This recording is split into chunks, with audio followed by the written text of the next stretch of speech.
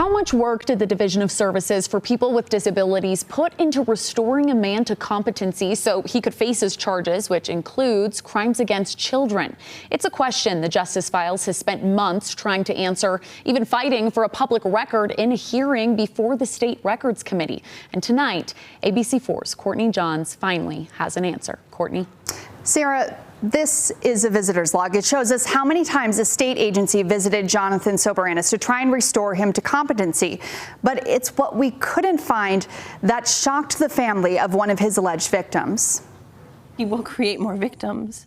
It's not a matter of, oh, will he do it? Maybe. No, he will. We know he will. Stephanie Davis says she met Jonathan Soberanis almost 2 years ago when he tried getting to her son when he was home alone.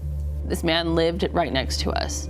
He watched them play for months. I got him. Can I call my mom first? No! Soberanis has been arrested several times. You're gonna get more charges. I need a lawyer. Accused of sexual offenses against children. Get your arms out behind your back. And even assaulting a police officer.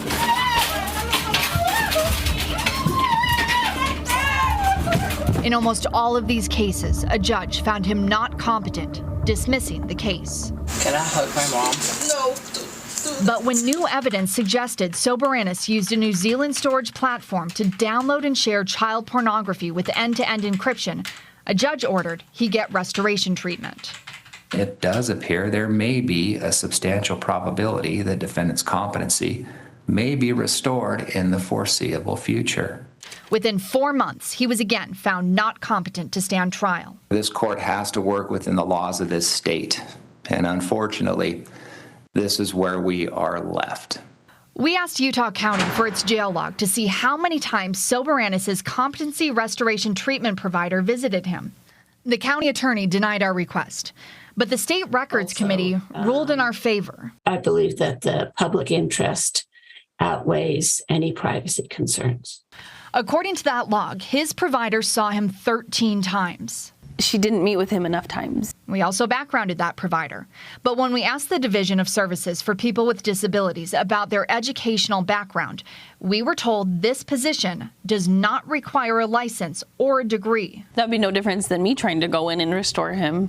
According to a spokesperson for Utah's Department of Health and Human Services, which oversees DSPD, the provider uses a method called the Slater method.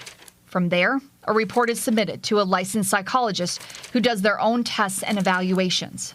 But based on the visitor's log, no psychologist met with Soberanis after his treatment. It doesn't make sense, really. Like, who's in charge? Stephanie says she's not giving up on getting justice for her son.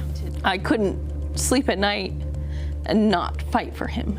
It's a fight she says has to happen if the state won't step in. The people would have to take it into their own hands. What else could we do? Allow him to continue? That's the wrong choice. Jonathan Soberanis is currently facing child pornography charges. His trial was scheduled for Friday, but it's been pushed back because a request has been made that he have another competency evaluation, this time at the federal level. Back to you.